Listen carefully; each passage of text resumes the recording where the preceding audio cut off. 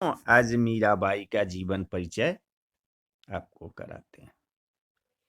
भक्तिमती श्री मीराबाई की जन्मभूमि मेरता नगर जोधपुर में हुई थी सन 1498 ईस्वी में।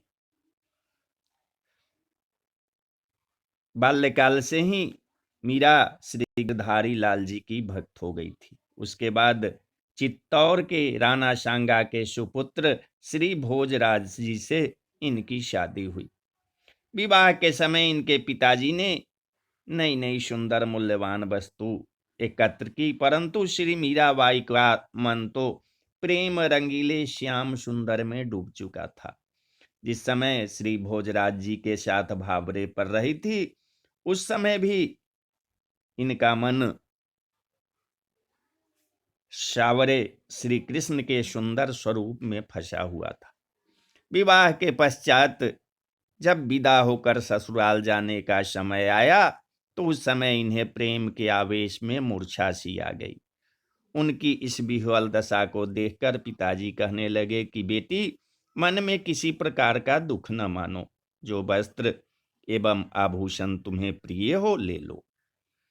उस समय मीरा के नेत्रों में आंसू भरे हुए थे। उन्होंने पिताजी को कहा कि इस धन दौलत से मुझे क्या काम।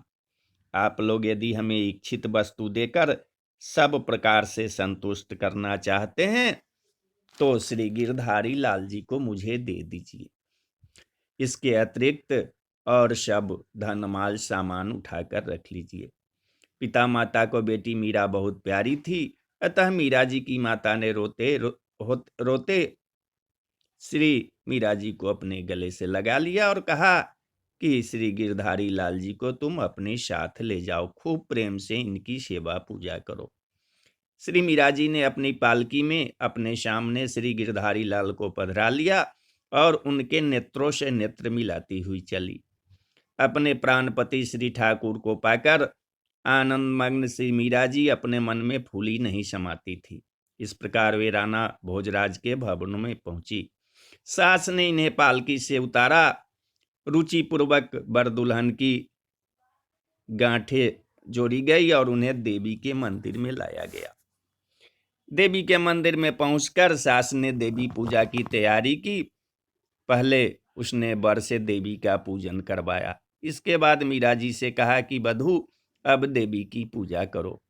श्री मीरा जी ने कहा कि हमारा यह मस्तक तो श्री गिरधारी लाल जी के हाथ बिक चुका है, अब यह किसी दूसरे देवी देवताओं के लिए नहीं झुक सकता है। मेरे मन में एक उन्हीं को देखने की, प्रणाम करने की अभिलाषा है। यह सुनकर सास ने कहा कि कुलपूज्या देवी जी हैं, इनकी पूजा करने से नारियों का सौभाग्य बढ़ता है, इसलिए तुम हठ न करो। श्री देवी जी के चरणों में सिर रखकर प्रणाम करो। श्री मीरा जी ने सास के हठ करने पर बार बार यही कहा कि आप इसे निश्चय करके मान लीजिए कि मैंने सुकुमार भगवान श्याम सुंदर के श्री चरणों में अपना सर्वस्व न्योछावर कर दिया है। अब अन्यत्र पूजन या प्रणाम मुझसे नहीं होगा। श्री मीरा जी का दो टूक उत्तर सुनकर उनकी सास मन ही मन जल भुन गई।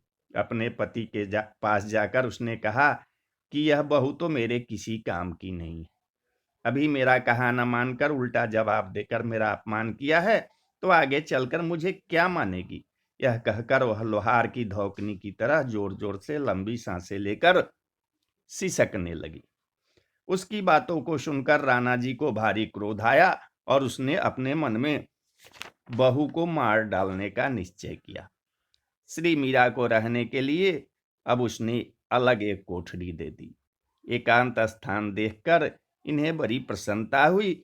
वहां वे अपने श्री गिरधारी लाल को दिन रात लार लड़ाती रहती तथा सेवा पूजा करते हुए उन्हीं के गुणों का गान करती रहती। जिन्हें श्याम सुंदर से मिलने की तीव्र उत्कंठा होती है, उन्हें संतों का सत्संग ही अच्छा लगता है। श्री मीरा जी भी सदा साधुओं का संग करती। श्री मीरा जी को संतों का संग करते देखकर किसी दिन उनकी ननद, जिसका नाम उदाबाई था, उसने आकर कहा कि भाभी, तुम समझती क्यों नहीं हो, साधुओं से प्रेम करने में कुल को बड़ा भारी कलंक लगता है। राणा जी देश के राजा हैं और तुम्हारे इस स्वच्छंद आचरण से उन्हें लज्जित होना पड़ रहा है, और तुम्हारे पितृकुल की रीति है वह भी नष्ट हो रही है। इसलिए मेरी बात मान लो, साधुओं का संग करना शीघ्र ही छोड़ दो। श्री मीरा जी ने उत्तर में कहा कि मेरे प्राण सदा साधुओं के साथ लगे रहते हैं, इसलिए उनके संग में मुझे अपार सुख प्राप्त होता है। मेरे आचरणों से जिसे दुख होता हो उसे मुझसे बिल्कुल अलग रखो। उनकी यह बात सुनकर राणा ने दयाराम पंडा के हाथ एक कटोरा विष भगवान चरणामृत कहकर भेज दिया। श्री मीरा जी ने प्रसन्नता पूर्वक पी लिया। पी लेने के बाद इनके अंग में एक विशेष प्रकार की कांति दिखलाई पड़ने लगी। श्री मीरा जी जब विष पीकर भी नहीं मरी और उन्होंने साधु संग को नहीं छोड़ा, तब राणा ने अपने गुप्तचर लगा दिए।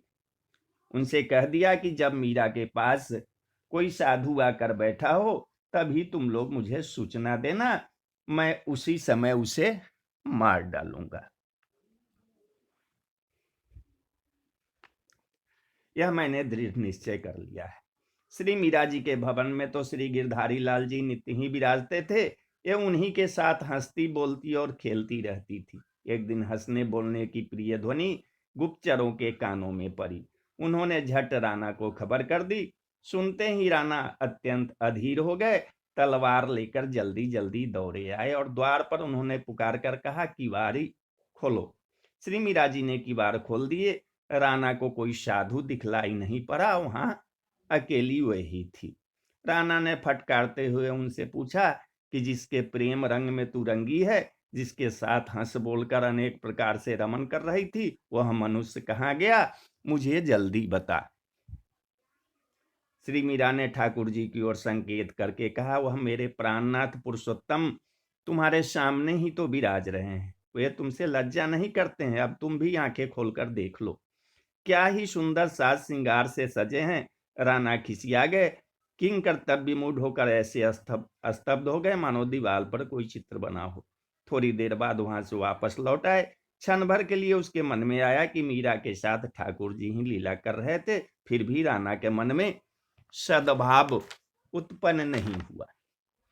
एक बार एक कामी नीच मनुष्य साधु का सा वेश धारण कर श्री मीरा जी के पास गया और बोला कि तुम्हारे ठाकुर श्री गिरधारी लाल जी ने स्वयं मुझे आज्ञा दी है कि मीरा के साथ अंग संग करो, इसलिए मैं तुम्हारे पास आया हूं, तुम मेरे साथ अंग संग करो। ऐसी बात जब उसने कही तो श्री मीरा जी ने उत्तर दिया कि आज्ञा स्वीकार है, परंतु प्रथम आप भोजन करिए, फिर आपकी यथोचित सेवा होगी। उसने भोजन किया। उसके पश्चात श्री मीरा जी ने संतों के बीच में सया बिछाकर उस विषयी पुरुष को बुलाकर कहा कि मेरे ठाकुर जी ने जैसी आज्ञा आपको दी है वैसा ही कीजिए। वह बड़े भारी संकोच में पड़ गया और उसका मुंह सफेद हो गया।